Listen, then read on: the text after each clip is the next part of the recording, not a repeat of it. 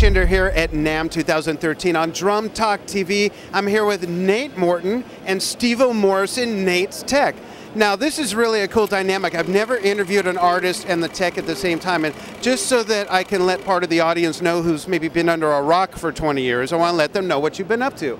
Okay. Nate has done an American Idol tour. He was with Cher in Vegas for 3 years. He's played with Chaka, Natalie Cole, and he's currently on TV. Do they actually show you on TV on The Voice? Every now and then. You can catch me in the background that back. Great, but the whole show, you hear some phenomenal drumming and showmanship. So first of all, both of you, welcome to the show. Hey, thanks, thank you. Thanks for making time out. I know NAMM is always so crazy. I've overscheduled, so I can imagine everybody else is in the same boat. I really appreciate you taking time. But I guess here's my first question, talking to the artists and the tech, and you can both answer from your own perspectives, okay?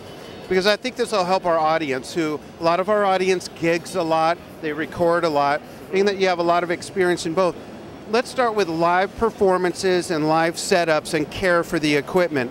What is the difference between having like a quote house gig like with Cher or with The Voice where you've got a setup and it's set up, as opposed to gigging and touring where every night it's a different city and your stuff's break it down, put it up, break it down, put it up. Is there a different routine other than the obvious? And we'll start with you, Nate. First of all, I'd like to apologize to Steve-O that he has to deal with the immense drum set that I'm playing on The Voice. And, my kind of guy, by the way, thank you. And I would assure him, as I have on many occasions, that this sort of speaks to the answer to your question, which is that in the event that there was ever a tour, I would not be so mean to Steve-O as to bring that entire kit on tour. It's more like, I sort of define it as kind of like an artistic, it's like an art installation, more than a kit.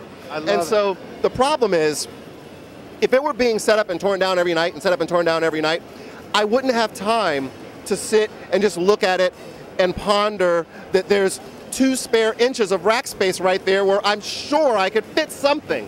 So that's what happened. Drummer, yes, man. well that's what happened. So basically, because I sit there sometimes between songs and I think to myself, I bet I could fit something like a cowbell in there, or you know what? Maybe I'll bring one more tom. I mean, I've already got the rack, and so that's kind of. I mean, I'm being silly, but I'm also sort of being serious. Thanks. No worries. We're filming here with big cameras and stuff. So I'm half joking, half not. I mean, really the main difference is I can focus on like really tweaking and dialing and building and adding and you know, Steve-O and I can kind of focus on, I'll say, what's the word? Not maintenance, but sort of just sustaining everything going on there, you know, as opposed to setups and teardowns and all.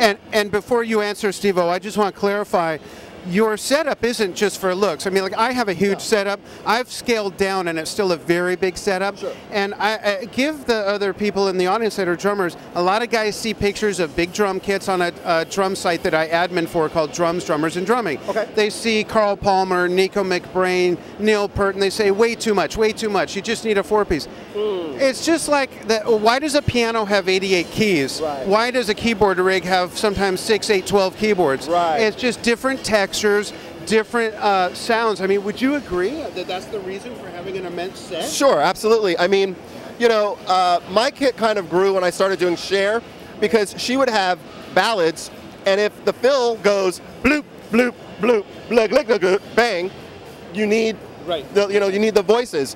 If a tune begins with a loop and then goes to a bigger groove, it's nice to have an auxiliary snare drum. Another extension of that is it's nice to have a smaller sounding kick drum that you can go to. If you're playing dance songs and house music, it's nice to have electronic sound sources that you can call on too. So, for example, with the Voice drum set, I have the primary kick drum, and then to the right of that, I have an auxiliary kick that's basically solely an electronic trigger. Oh, that's great. You know, so it's kind of, with exception of the toms, it's kind of multiple configurations of kick snare hats. There's a utilitarian aspect to it too, then. Right? Absolutely. It's like a big toolbox. Absolutely. Right. So, Steve-O, based on everything we just talked about and my question about, you know, a house gig, some people are out there probably going, well, what is there for a tech to do? You set it up, you play there 5 nights a week. What is there to do, right? Sorry if I'm raising a red flag, by the way. No, there's a lot. There's a lot. Yeah. I can tell you. So what's the deal? Well, there's a lot to do, but not having to tear down and set up every day, I mean, that just makes me able to concentrate on every single aspect makes Nate just be able to play better and just perform better. So if he can just come and sit down and start playing on that drum kit, then I've done my job. And even without loading in, there's still stuff to do, like, the general cleaning, because it is on TV, because we need to change out our heads once a week to make sure that the tones are the same to our engineer every week. And I want him to just have the best instrument possible at all times, regardless if it has to be torn down, set up, wherever it is. It doesn't matter if it's set up or torn down. It needs to be perfect every time. So That's great. I want to jump in and follow up on that, which is that although Steve-O might not necessarily be setting up and tearing down a kit every day, Steve-O may very well, over the course of 2 days or 3 days or 4 days, depending on our schedule, have to be simultaneously maintaining main stage kit, rehearsal kit, recording kit, and maybe even an auxiliary main stage kit. There was one week when we had like 5 drum sets in rotation because we were recording that week and rehearsing, and then obviously the main stage kit, and then I was down front on 2 different numbers, both of which had different drum sets. So on those multiple kits, are there different aspects of care and nuances that go into them because of the application of each kit, like the rehearsal kit versus the recording kit versus the main stage kit? Sometimes some snares will get thicker heads just for durability's sake, like his rehearsal kit.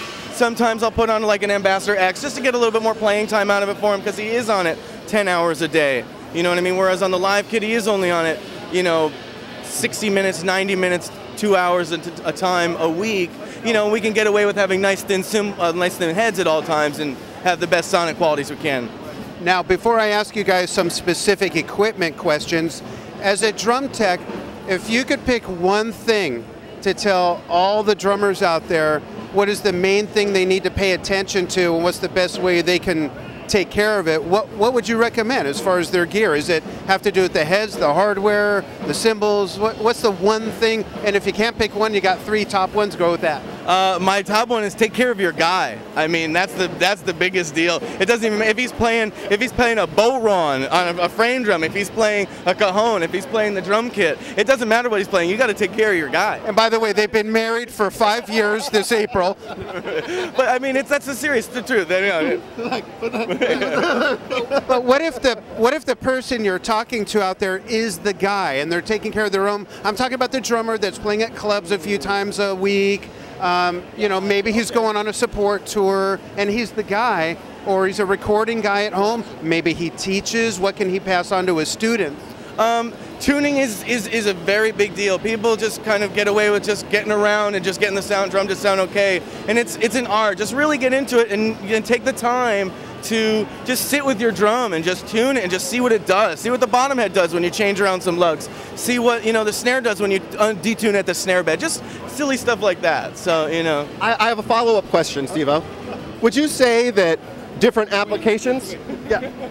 Would you say that as a tech, different applications such as recording or live or maybe even the kind of recording you're doing affect the way you tune a drum? For example, would you always tune a 12-inch tom the same way regardless of application, or does it vary? That, of course, is a very good question, being we just did that Motown record a few months ago and we had the drums tuned up very high, and we go into another place and we do a rock song, so those do have to be tuned lower. So, yeah, there you go. Yes, Dan, please, I'd love to hear you weigh in on this issue. I think I'm agreeing with them that it has to do with the style of music, the style of play. Is it light jazz where there's a lot of finesse? Is it more show tunes, Broadway type of stuff where there's a lot of flamboyancy and velocity? I think that affects how I tune my drums, and I try to tune them to thirds. I use a drum dial, and they got a great map that shows you how to take different sizes and tune them a third apart. For the drummers who may not be familiar with the drum dial, why don't you explain a little bit about what that is? Sure. It's basically a tensionometer, and you rest it on each lug point of your head. A lot of guys say, well, I don't use a drum dial, like to use the old school way. But what the drum dial does is, imagine a 6-string guitar, and they're all fat E strings. If you strummed all 6 strings, maybe they're all tuned to E, but maybe one slightly out of tune. How do you know which one unless you put the drum dial at each lug to know which lug point is off?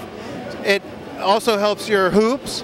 You can detect imperfections in the bearing edge, which might simply be for cleaning, and it keeps your drums in tune longer, and they sound better. It helps you figure out what sound works for you and the different increments. Like I said, I like to use thirds, so that's my shtick.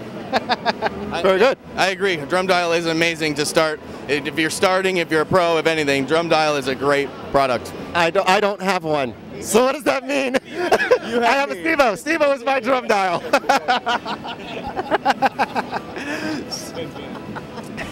It's so funny.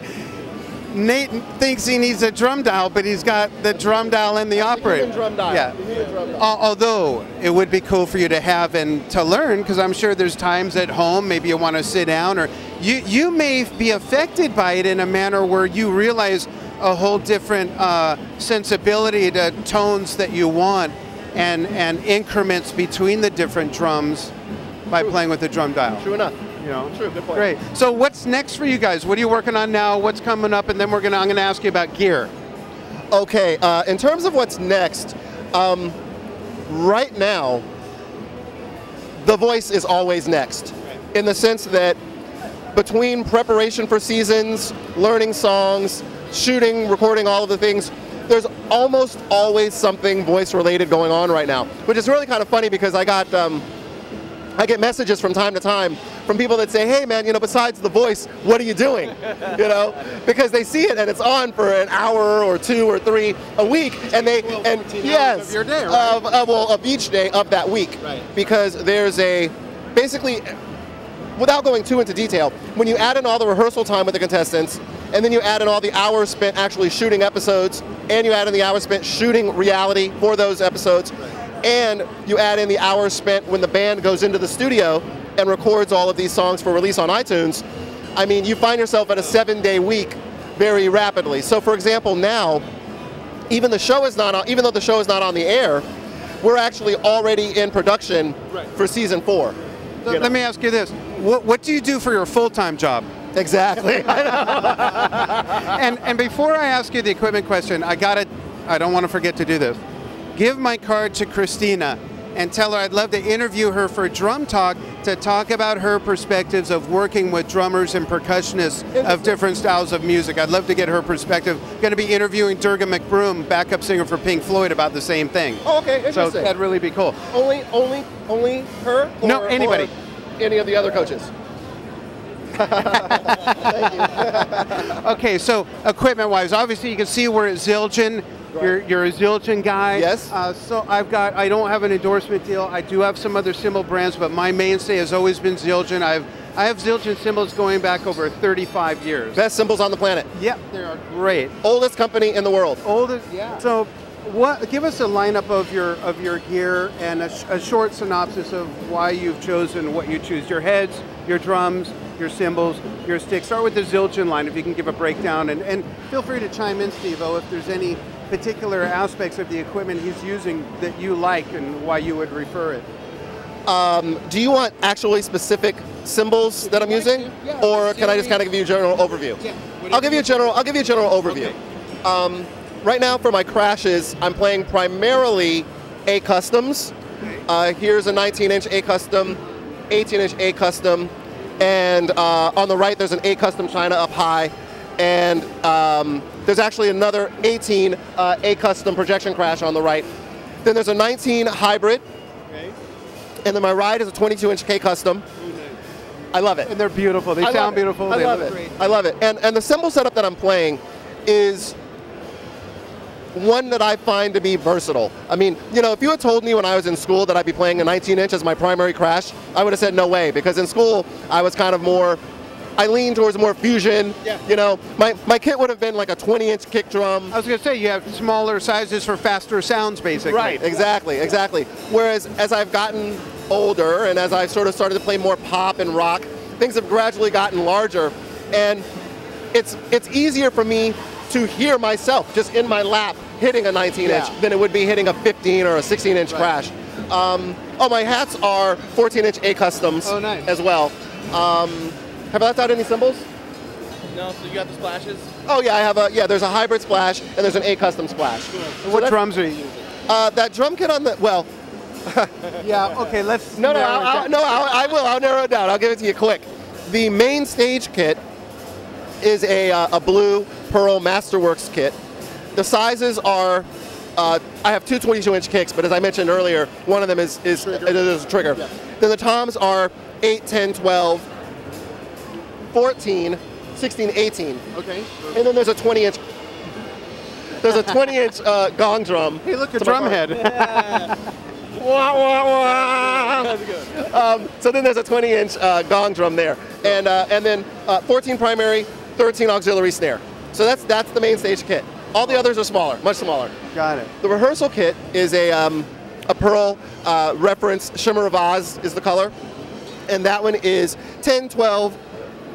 10, 12, 14, 16. Okay. Primary 14, auxiliary 13. Similar cymbal setup. And then the kit that we record on is a Pearl reference pure kit, which is 24, 12 or 13, 16, 18. Is that what we're doing? Or are we doing 14, 16? Last time, so 14, 16, and then just the primary 14-inch snare, which when we're recording, we've got about 10 different snare drums around to grab. Right. And what do you use? What brand of heads and series of heads do you use, and does it vary from the recording kit to the main stage? You know, for heads, I've been with Remo for a very, very, very, very long time. When I was a kid, maybe it's because it was the first equipment that was on the first drum kit I ever had. It was always Pearl, Remo, Zildjian. That was always just it. In my like high school age me, well, I wasn't that tall in high school. I was still about that tall maybe in high school. But high school age me, it was always Pearl, Remo, Zildjian. So the heads do vary, but you know, sometimes they vary because we're experimenting, but typically speaking, there's coded ambassadors on all the toms. We've played with a few different heads on the snares. Generally, it's a Power Stroke 3 or the new Power Stroke Pro is what we just put on, which sounds fantastic. Well, and now from a listening point of view, what's the biggest difference why switch? Well, on that Power Stroke, we tried it, and it was just something that Remo sent to us. Adam sent us to try, and everything below about 120 hertz just started to just come out, and it was just like the amazing bottom end on the drum was just so noticeable just in the room alone. So more tone, more melodic? Yeah, more tone, but most importantly, more sub, like under 120 hertz, like that real low-end oomph that you feel. I mean, that's really what gave it some, you know, that's the only big switch we've done, and that's why we moved to that head. So. Awesome. Hey, I want to thank you both for joining me here on Drum Talk TV. Nate Morton, Steve-O Morrison, great interview, guys. A lot of insight for our audience to be able to apply this stuff to their playing, for their care of equipment. Hopefully give them insight to choosing certain things on, you know, how to get certain sounds. And stay tuned, watch for more of Dan Schinder on Drum Talk TV.